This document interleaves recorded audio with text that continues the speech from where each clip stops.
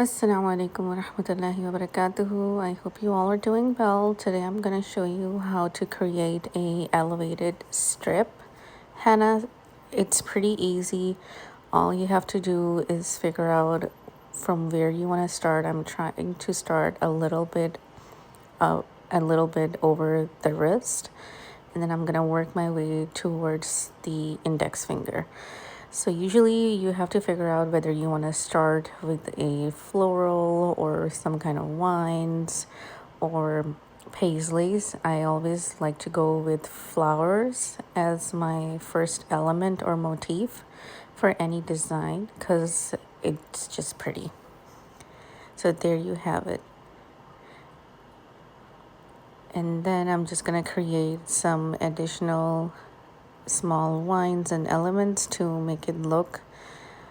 So basically what our goal here is that we wanted to cover at least a part of the wrist. And you always have to create some of these wines at the end. It just kind of gives it a more elevated look. So you will see right here. And there's usually always a choice however you want to do it. What I did was create 2 interlinked chains. They're simple chains, and I just made 3 roses, and then I topped it with 2 interlinked chains. You can see it gives it a dainty look. And now we're gonna go ahead and move on top. So I'm just creating a half flower because I want to create another flower next to it, and I want it to look like they're bunched together. So this flower that I'm making, I call it an exclamation point flower because that's what it looks like, but you can call it whatever you want. So basically I just created an exclamation mark, and then I topped it with a couple of lines. I made some tiny humps, and then I made some poofy looking petals and just topped it with a bunch of more dots and humps. I'm just going to give it a couple final touches and create a bunch of leaves right over there to kind of just make it look pretty. The whole goal of any design, even if it's a simple one, is to make it look aesthetic. So always make sure any design you're creating, the elements of it should match the vibe and the aesthetic so it looks pretty. Don't rush through it. Always think about it.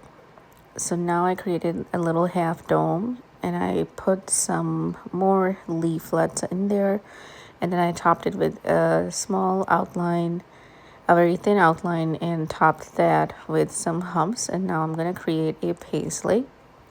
So I always start with the shape of the paisley, and then you can fill it with any elements you like. I'm just going to go with repetition, and that's what I'm going to advise you, that a repetition of similar patterns or elements in a design is what makes it look cohesive. So always have that in the back of your mind. So once I have filled my paisley, I'm just going to outline it and then create a loop at the end to complete our paisley. And then I'm just going to top it with a couple of more spirals. I don't want a small dainty strip. I want it still to look full, like kind of give the illusion of like a kind of like a full coverage, but still be dainty and modern, if that makes sense to you guys. I don't know how else to describe it.